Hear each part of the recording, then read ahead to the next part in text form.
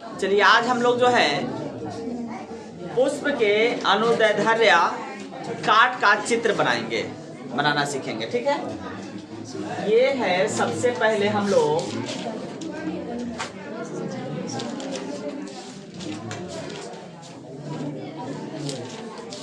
ये पुष्पासन है। ठीक है,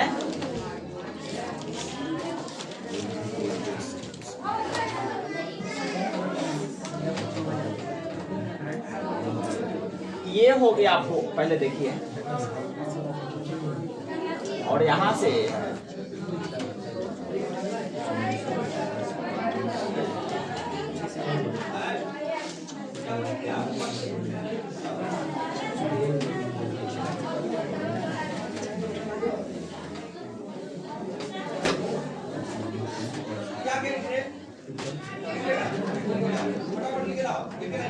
भारत में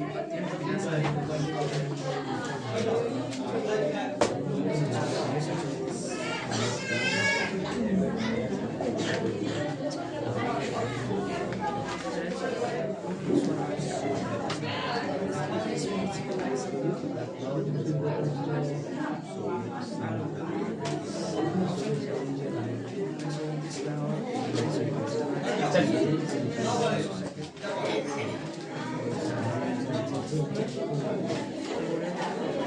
भौतिक पूंजी एवं मानवीय पूंजी में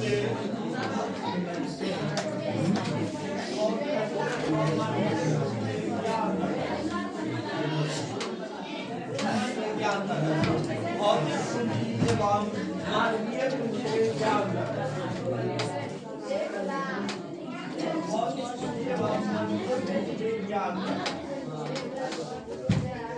देखिए पुष्प के अनुदैर्ध्य काट का चित्र तैयार हो गया।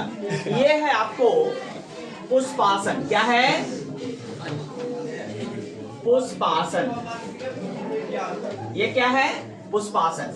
ये है आपको अंडाशय। क्या है? अंडाशय। ठीक है जी, ये है पुष्पासन, ये क्या है? अंडाशय। अब इसमें है ये बीजांड। क्या है? बीजांड। ठीक है, अब देखिए यह जो है यह क्या है? वर्तिका है। क्या है? वर्तिका है। यह क्या है? वर्तिका है जो अंडाशय से जुड़ा हुआ है। ठीक है, और यह क्या है? तो वर्तिकाग्र है। यह क्या है? वर्तिकाग्र है। ठीक है जी, यह क्या है? वर्तिकाग्र है, यह वर्तिका है और ये अंडाशय है। अब देखिए यह क्या है? तो यह आपको जो है तंतु है। यह क्या है? तंतु है। यह तंतु है और यह क्या है? तो परागकोश है। क्या है? परागकोश है। क्या है? परागकोश है जिसमें परागकण रहता है। ठीक ना, यह क्या है? परागकोश है। और ये क्या है? आपको दलपुंज है। क्या है? दलपुंज है। और ये क्या है? आपको बाह्य दलपुंज है। क्या है? बाह्य दलपुंज है। ऐसे लोगों को समझ में ये पुष्प के अनुदैर्ध्य काट का चित्र जो है पूरा रेडी हो चुका है। और यह जो है नीचे जो है पुष्पासन के नीचे जो आया हुआ रहता है इसको हम कहते हैं वृंत कहते हैं। वृंत या डंठल कहते हैं इसको। ठीक ना, वृंत या डंठल इसको कहते हैं।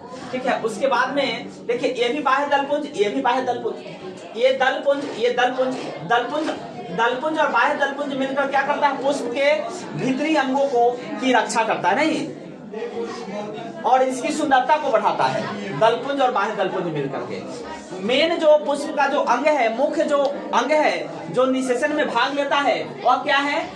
ये आपको परागकोश और वर्तिका। इसका जो देखिए वर्तिका, वर्तिकाग्र, ये वर्तिकाग्र है, ये वर्तिका है, और ये क्या है? अंडाशय है। यह इसका क्या कहलाता है? तो स्त्री केसर कहलाता है। क्या कहलाता है? स्त्री केसर। यहां से लेकर के स्त्री केसर कहलाता है। यहां तक का भाग, यहां तक का क्या भाग? कौन सा भाग? देखिए वर्तिका ये रहा, वर्तिकाग्र और अंडाशय। वर्तिकाग्र और अंडाशय मिलकर के क्या कहलाता है? स्त्री केसर, ठीक ना। और पुंकेसर कहलाता है, ये देखिए ये वाला जो भाग है ये तंतु और परागकण, परागकोश, ये क्या कहलाता है? पुंकेसर कहलाता है। क्या कहलाता है?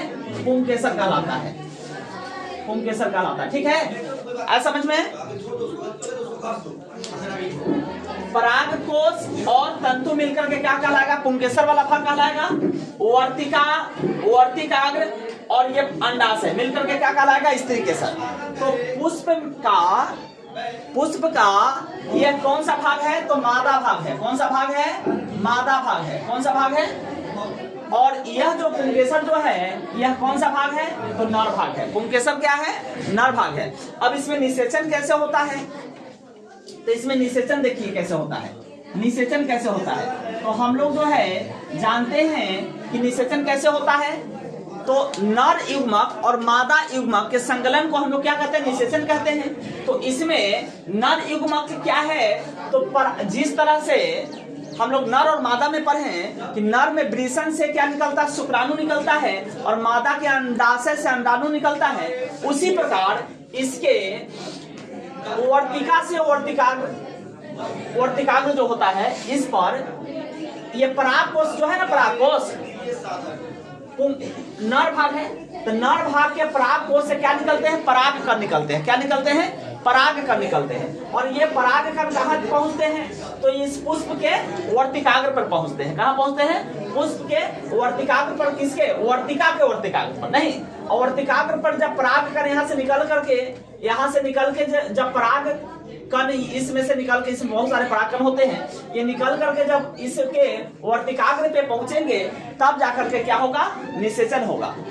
ठीक है, निषेचन कैसे होगा? तो पराग कण का वर्तिकाग्र से नहीं, या वर्तिकाग्र पर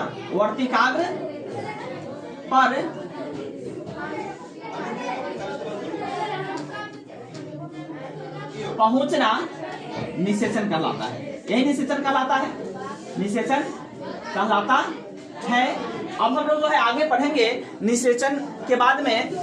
इसमें जो निषेचन होता है उसी को हम लोग क्या कहते हैं? परागन कहते हैं। पुष्प में जो निषेचन होता है उसको हम लोग परागन कहते हैं। परागन दो तरह का होता है। ये आगे